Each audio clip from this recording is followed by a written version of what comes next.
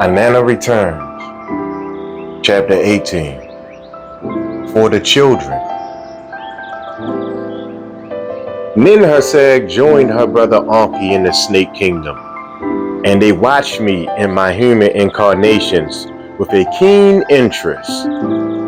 Ch18 and Anki had created the human species so long ago and knew the possibility of activating their divine genes in spite of the veil of Marduk's control. My great aunt Nin was excited by the unlimited potential lying dormant within every human. She had always loved her Lulas. Anki had saved the Lulas from total annihilation after the flood, and he wanted the chance to help them again. Besides, the challenge of such an adventure was intriguing to him. So Anki and Ch18 joined me in my descent into human flesh and blood. We all knew the dangers that lay ahead of us. We might never remember who we were. We might get lost. We took a vow to help each other remember whenever and however possible. Other gods followed our course. My mother Ningle and my father Nanar were joined by my twin brother Utu and his lovely wife. Ninurta followed his mother Ch18, wanting to protect her. Even my half-sister Areskagal and her husband Nergal chose to incarnate as humans. Many others followed into their own bloodlines, incarnating into the lineages they had created and were already part of. As for their experiences, you'll have to ask them. Perhaps they are you. The Intergalactic Council was very impressed by our fearless commitment to remove the wall. Boredom can be quite a motivation. A new message from the Council went out into the universe concerning the planet Terra. A special version was transmitted to Marduk and his followers. No one outside Terra's frequencies was to interfere with her. She was to be left alone, allowed to evolve on her own until the end of the year 2011 AD. Terra would be protected by a battalion of ships from across the galaxies sponsored by the Council. In the year 2012 AD, this agreement would be terminated. At that time, Terra would experience a dimensional split and separate herself into two distinct dimensions. In the universe, when disputes could not be settled peacefully, such conflicts were often resolved by dimensional separations. Time and physical reality are much like the layers of an onion.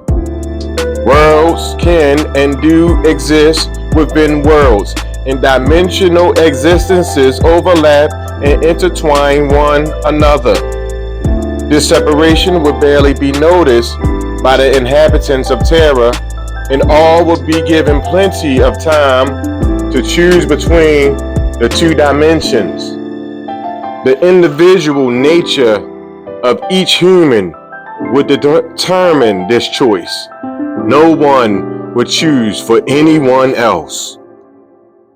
One Terra would contain the frequencies of the so-called light and would exist in what is termed a fourth dimension. In the fourth dimension, whatever thoughts an individual might have would become real as each thought instantly manifested itself and would come to know that they themselves create their own reality.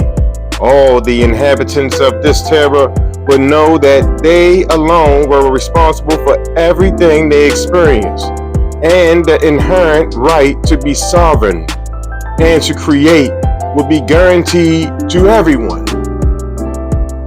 The other Terra will belong to Marduk and his tyrants. Those who wanted to be told what to do and how to think, and not to exercise choice in their lives, would remain under the control of Marduk. Beings could go on experiencing life under the aegis of his rules of tyranny continue to reign, and Marduk was allowed to have his own creation, or rather his creation. There were, it seemed, many who remained content to have someone else think for them, and many who preferred to worship something forever outside of them. There would be no judgment as terror became two distinct worlds.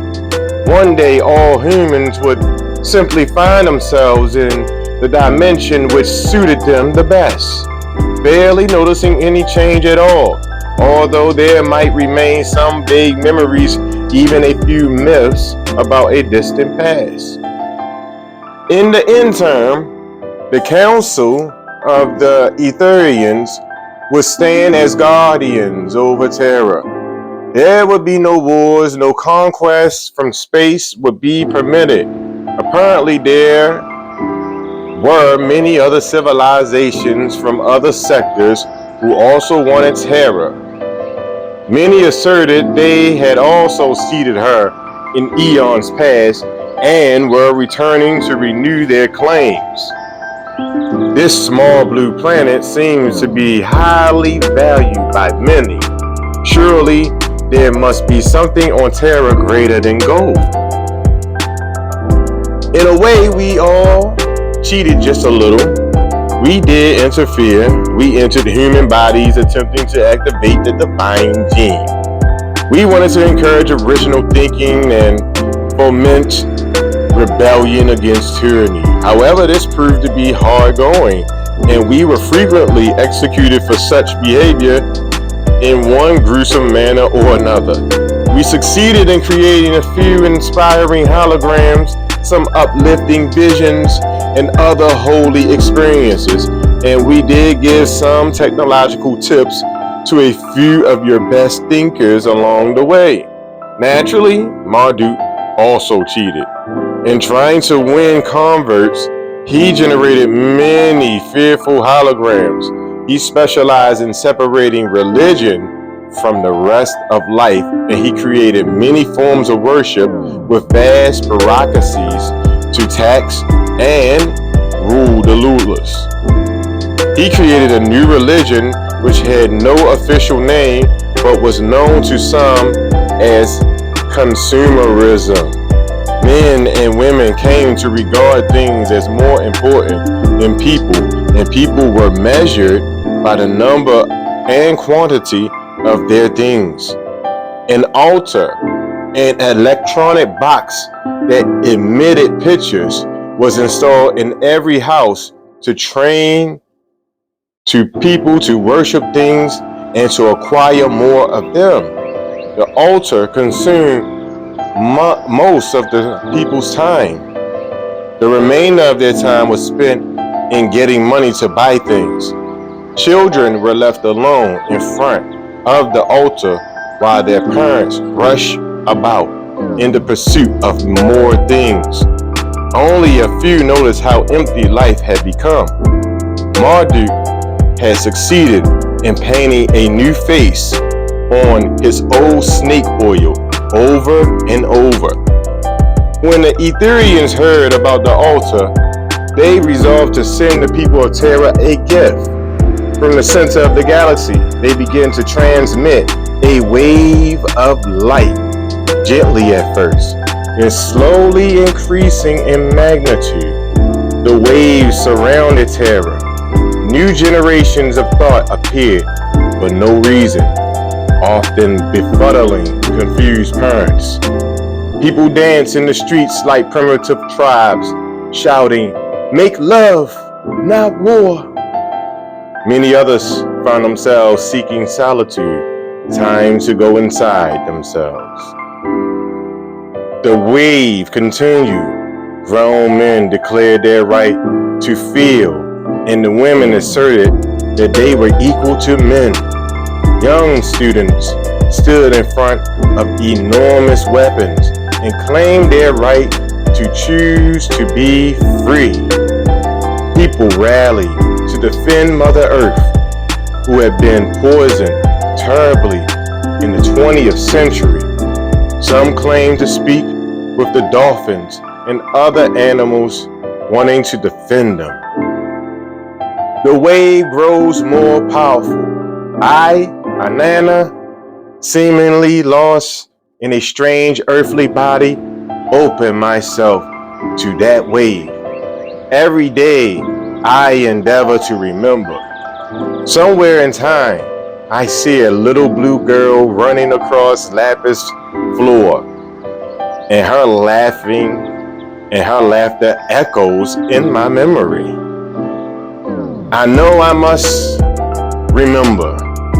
If I can remember, surely all of us can. Surely remembering and awakening will spread like a wildfire through the very air we all breathe. I open myself to the wave. Some days I am confused, but this remembering grows steadily within me. There is a vision of a being of light who loves me, and I can feel that love. There are spears of light that sometimes fly around me. The wave grows stronger.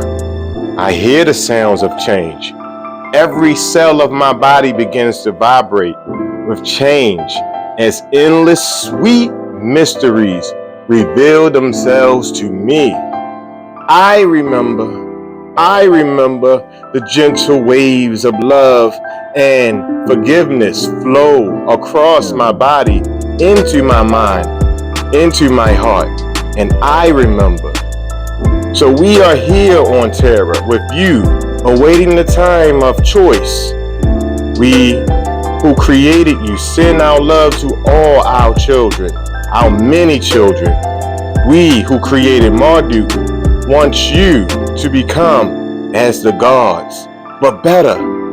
We want you to take back what we stole from you in eons past. Your power, the power to trust in yourselves. The wave is for every human on this plane. The wave is our love for you, our children. We come in the night, in your dreams, in the singing of birds, the caress of wind, the rustling of leaves, the scent of flowers, a baby's laugh. We follow you down the corridors of time and whisper in your hearts, beloved, wake up, know who you are. And most of us all, we send you love, for love is the greatest power of all.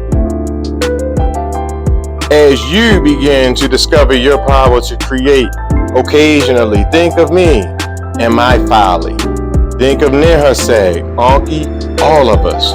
Remember our story and have as much fun as we do. As for me, I saw the most intriguing and interesting man at the Intergalactic Council. I have never seen a man like him. And after I get past this wall thing, I think I will look for him. Perhaps he will notice me now. I have changed. Perhaps I will find him in the Etherian bar on the 7th ordo plane. Perhaps life is just beginning for me, innana.